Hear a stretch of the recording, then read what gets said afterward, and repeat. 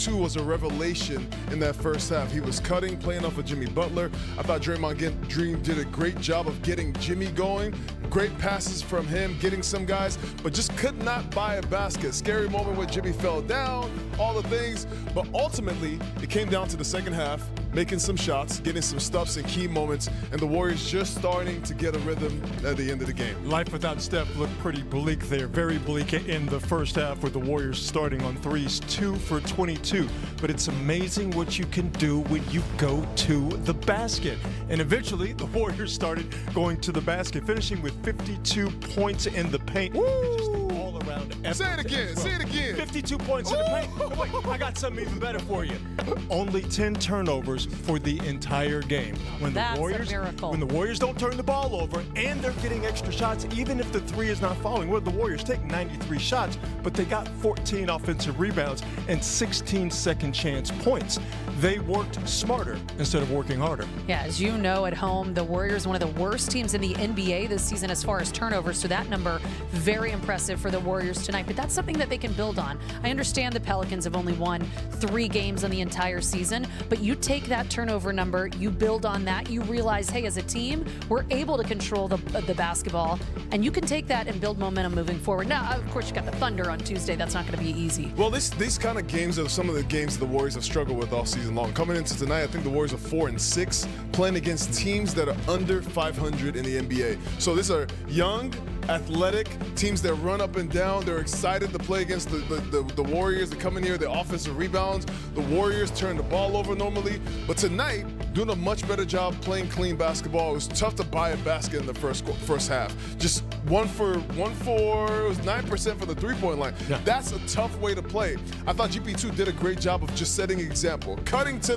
the basket.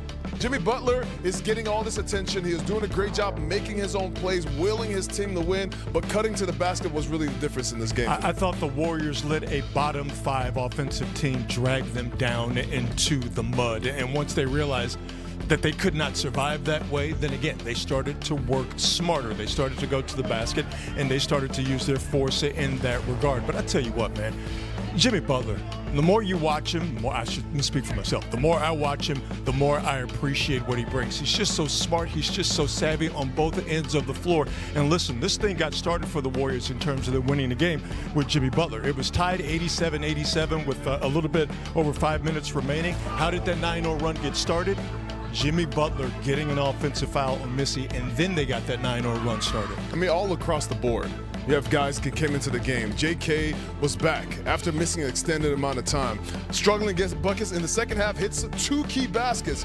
Buddy Hield actually to start the game off, Buddy Hield drives to the basket, just breaks it open enough for guys like, GP2, all these guys getting into the basket. But I thought Jimmy, exactly what you said, Jimmy was the guy that got everybody involved in the game. Now with no Steph, you have Jimmy, who is a mismatch offensively. Everybody who was on him, whether it's off the post or off the drive, Jimmy was doing a great job getting into the 2 feet in the paint, and then guys like GP2, Moses Moody, all these guys getting shots were because Jimmy Butler was getting that offensive attention. No, you can't leave out Brandon Pajemski either. He ends up with 15 points on the night. And the Warriors had a good run in the second quarter, but it was really late in this game in the fourth quarter when the offense kicked it up a notch as we get a look at the Warriors' offensive run late in this game. And it did get started with Brandon Pajemski, who nailed a 3. He goes 3 for 9 from three-point range tonight.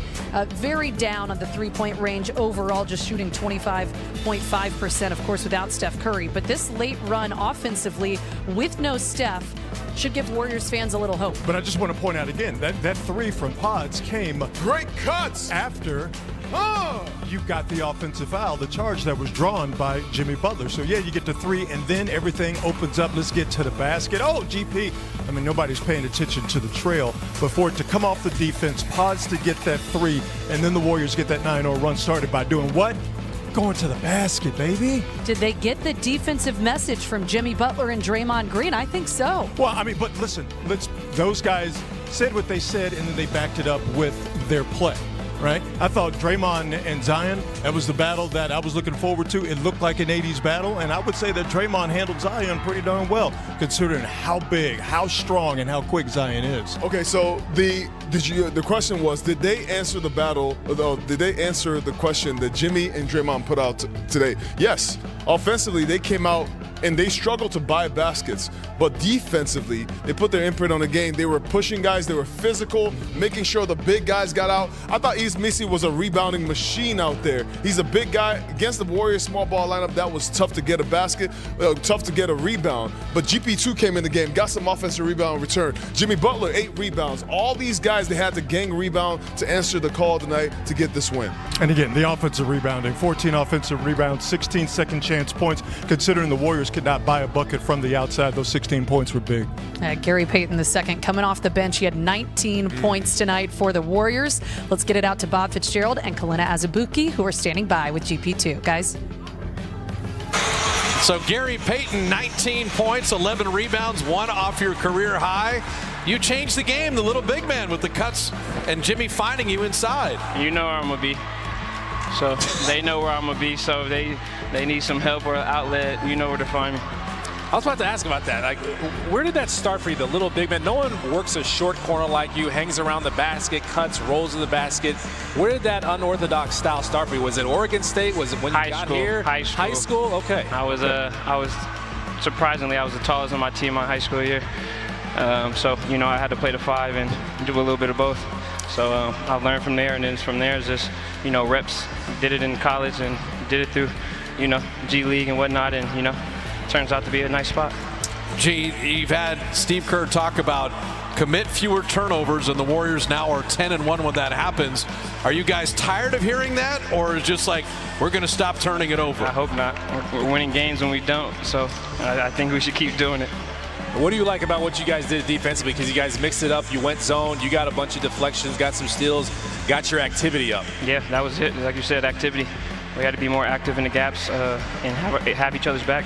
So once we do that, have each other's back and rebound and limit to one-shot possessions and get out and run, you know, we can do some things on the other side. What'd you have for Thanksgiving that allowed that ankle to heal so quickly? about 4 good plates of Monique's great food. Wherever she goes, there she is right there. Monique's great food. So shout out Mo. And you also got to the offensive glass. I mean, you even had a nice finish where you caught it with one hand and laid it up. Fitz was pretty impressed by it. I was saying it's pretty easy for you. Just describe that play for us. Oh, I was just I was looking to see if it came off the rim, and it did, a little bit wide to the right. So I missed one in the second half down here, but in the first half, I think it was just soft touch. I learned it from Guy. Shout out Guy Santos.